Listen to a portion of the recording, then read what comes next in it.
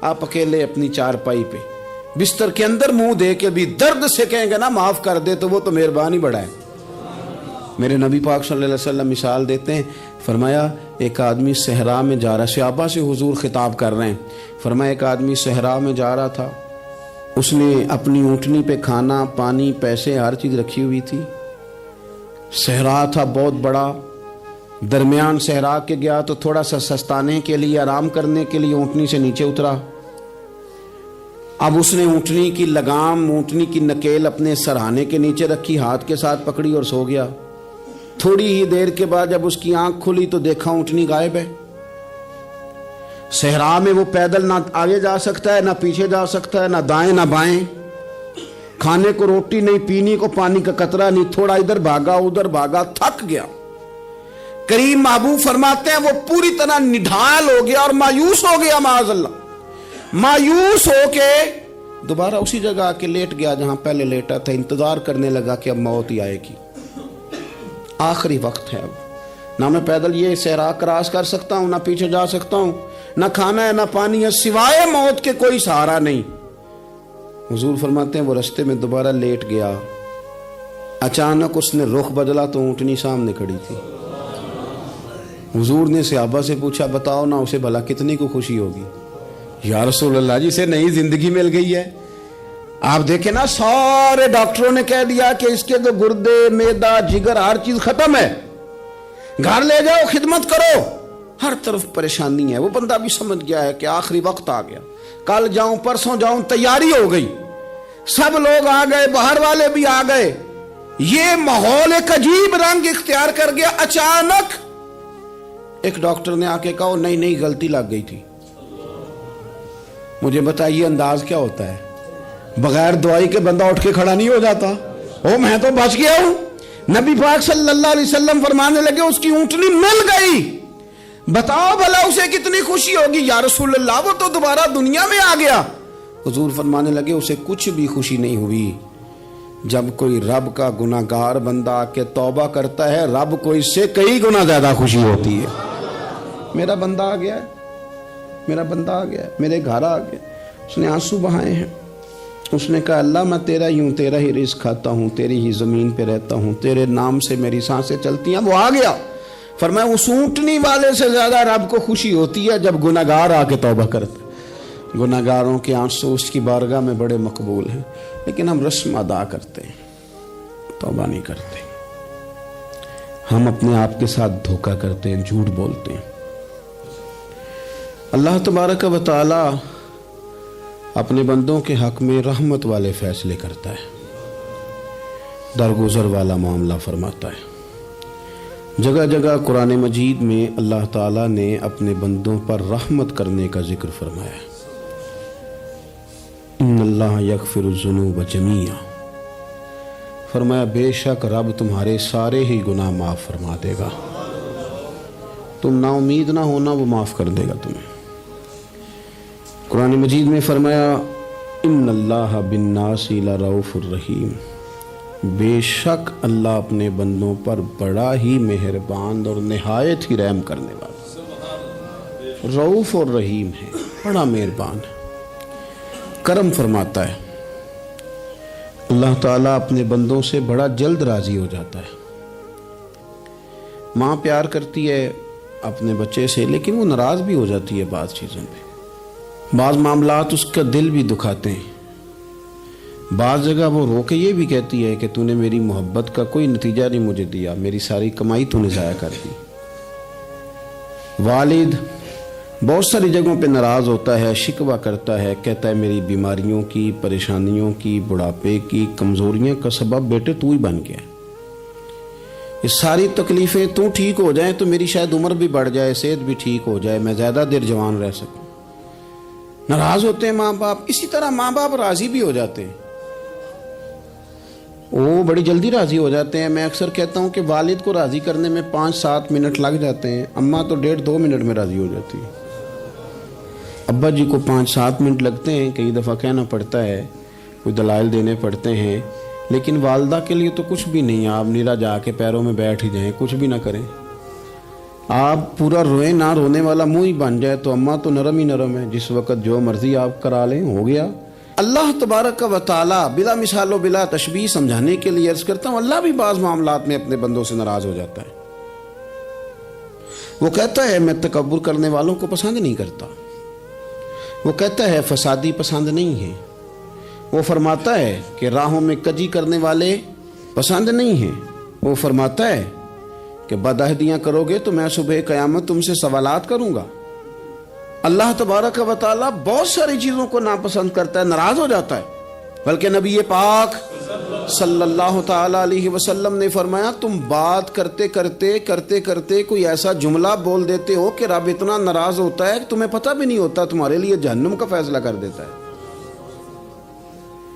اس لیے پہلے تولو پھر بولو، خود اپنے لفظوں کی تو تم پہرے داری کرو نا کہ میں کیا کہہ رہا ہوں۔ اور حضور یہ بھی فرماتے ہیں کہ اس کا دوسرا پہلو بھی ہے، بعض اوقات تم بات کرتے ایسا جملہ کہتے ہو وہ اتنا راضی ہوتا ہے کہ تمہارے لیے جنت کا فیصلہ فرما دیتا ہے۔ ان کاموں کی طرف بڑے جن سے اللہ راضی ہوتا ہے۔ میرے نبی پاک صلی اللہ تعالی علیہ وآلہ وسلم نے ارشاد فرمایا، بعض احادیث میں لفظ یہ ہیں کہ اللہ اپنے بندوں کو دیکھ کے مسکراتا ہے جو اس کی شان کے لائق ہے۔ جس ترتیب سے ہم مسکراتے ہیں، جس ترتیب سے ہم روتے ہیں، جس ترتیب سے ہم کسی بات کا اظہار تشکر کرتے ہیں، خدا ان باتوں سے پاک ہے۔ اب بہت ساری حدیثوں میں آیا کہ وہ مسکراتا ہے، تو کیا مطلب ہے مسکرانے کا؟ تو علماء تفسیر نے لکھا ہے مسکرانے کا مطلب یہ ہے کہ وہ بڑا ہی راضی ہوتا ہے اپنے بندے سے، بڑا راضی ہوتا ہے، یہ مطلب ہے۔ ایک تو مسکرانے کا مطلب یہ کہ وہ بڑا راضی ہو گیا، وہ مسکرا دیا اپنے بندے پہ۔ اور ایک اس کا معنی خود نبی پاک صلی اللہ تعالی علیہ وسلم نے بیان فرمایا۔ مسند امام احمد بن حنبل میں حدیث ہے، حضور سید عالم علیہ السلام سے صحابہ نے پوچھا یا رسول اللہ شہید تو بڑے لوگ ہوتے ہیں، شہیدوں میں افضل کون ہے؟ تو اللہ کے حبیب علیہ السلام فرمانے لگے وہ والا بندہ جو ڈٹ گیا تھا کافروں کے مقابلے میں، وہ ہلا نہیں، پوری طرح ڈٹ کے جو لڑا وہ شہداء میں افضل ہے۔ حضور فرماتے ہیں وہ جنت کے بالا خانوں میں سیر کرے گا اور رب اسے دیکھ کے مسکرائے گا، رب اسے دیکھ کے مسکرائے گا، اللہ تعالیٰ مسکراتا ہے اسے دیکھ کے۔ اور اگلے جملے میں حضور نے وضاحت کر دی، فرمایا جب رب دنیا میں کسی پر مسکراتا ہے نا تو اس کا معنی یہ ہے کہ قیامت میں پھر اللہ اسے حساب کوئی نہیں لے گا۔ جس پر اللہ دنیا میں مسکرا دیا اس سے کوئی حساب، تو وہ کام ڈھونڈنے چاہیے نا جس سے اللہ مسکرائے۔ چھوٹا بچہ بھی ناراض نہ ہو تو وہ چیزیں وہ ڈھونڈتا ہے کہ اس کو کیا پسند ہے، چاکلیٹ لے جاؤں، فلاں چیز لے جاؤں، آئس کریم لے جاؤں۔ تو ایک بچے کے لیے، گھر کے لیے، سربراہ کے لیے اتنی محنت کرتے ہو تو وہ کام بھی ہمیں ڈھونڈ کے تلاش کرنے چاہیے نا جس سے رب راضی ہوتا ہے، اللہ راضی ہوتا ہے۔ بتاؤں وہ کون کون سے کام ہیں؟ نبی کریم صلی اللہ تعالی علیہ وسلم نے ارشاد فرمایا 3 لوگ ہیں جنہیں دیکھ کے رب مسکراتا ہے۔ یا رسول اللہ صلی اللہ علیہ وسلم وہ کون کون سے؟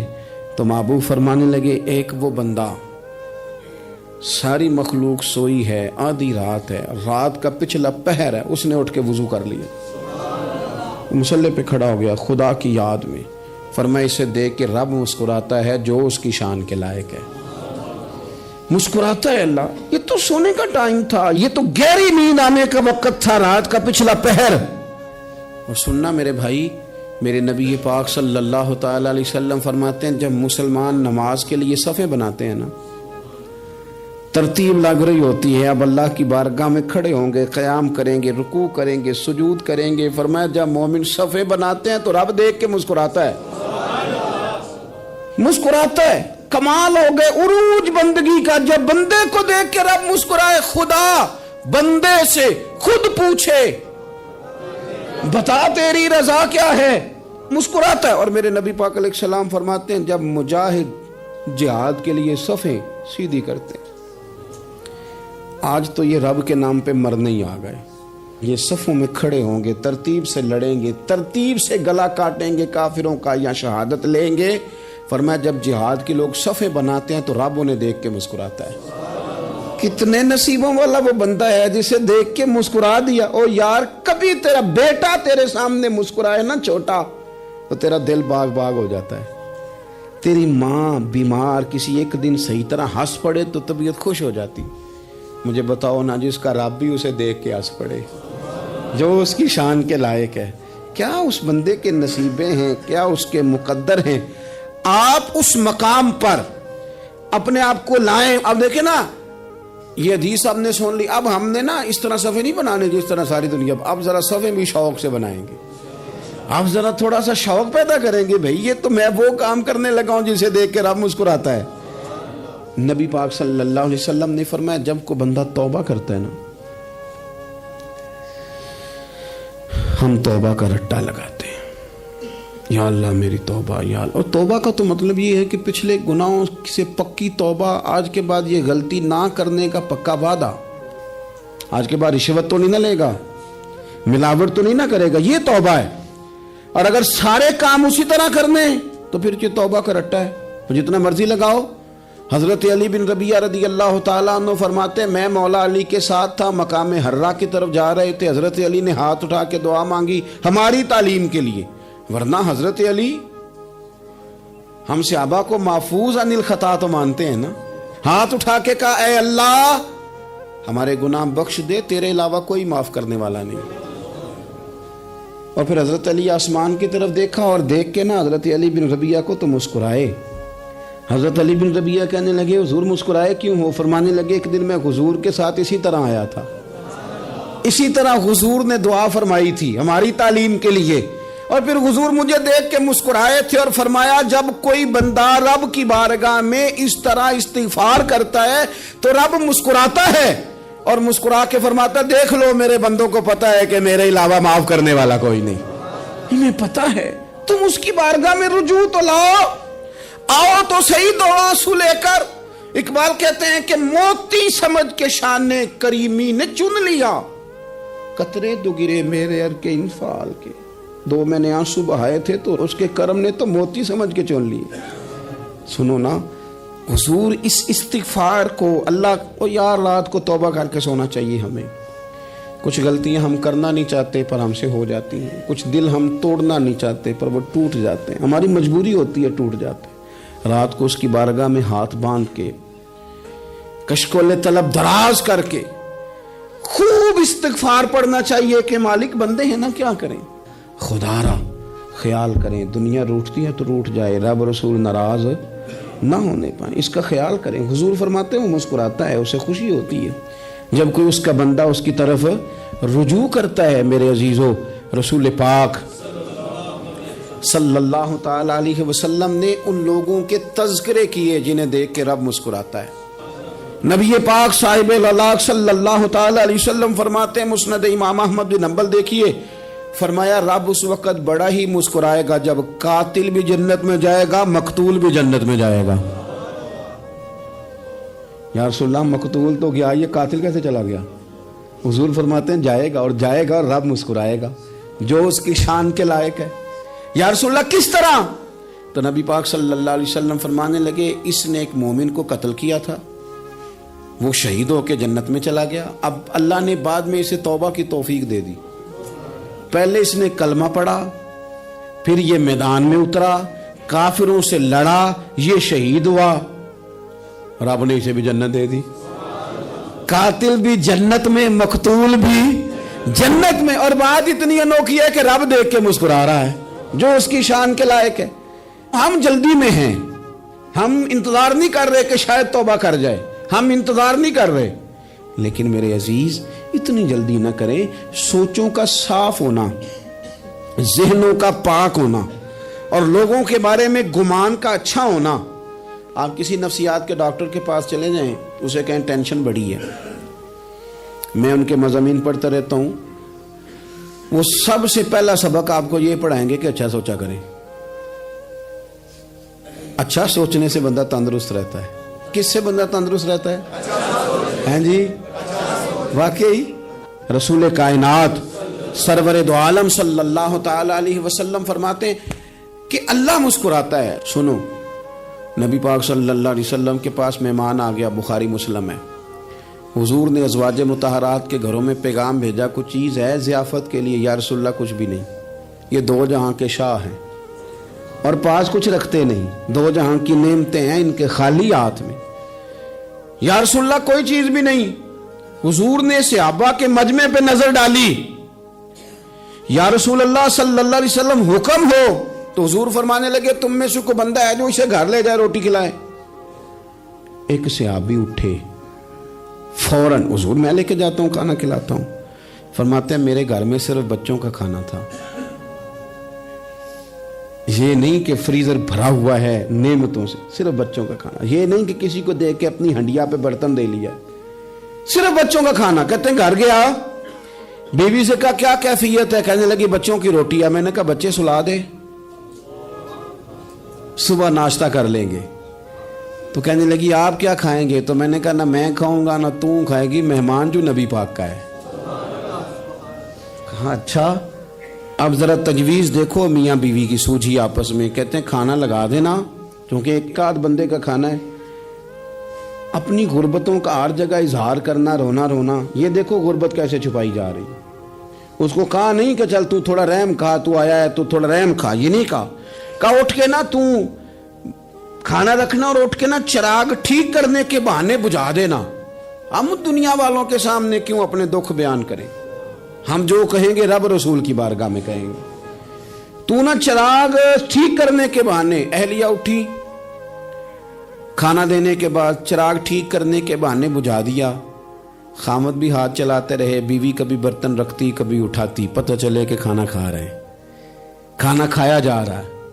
कहते हैं मेहमान पेट भर के खाना खा गया। ये काम हुआ रात के अंधेरे में, उस वक्त हुआ जब चिराग भी बंद था, उस वक्त हुआ जब कोई देखने वाला नहीं था, किसी पड़ोसी को भी खबर नहीं थी। फरमाते हैं सुबह के उजाले में उस मेहमान को लेके मस्जिद नबी में मैंने कदम रखा तो नबी करीम ने फरमाया रात जो तुमने काम किया है ना, उसे देख के मेरा रब बड़ा मुस्कुराया है, अल्लाह बड़ा मुस्कुराया है। अल्लाह तरदामनी पे शेख हमारी ना जाइए, हम दामन न छोड़ दें तो फरिश्ते वुजू करें। ये शान है सहाबा की।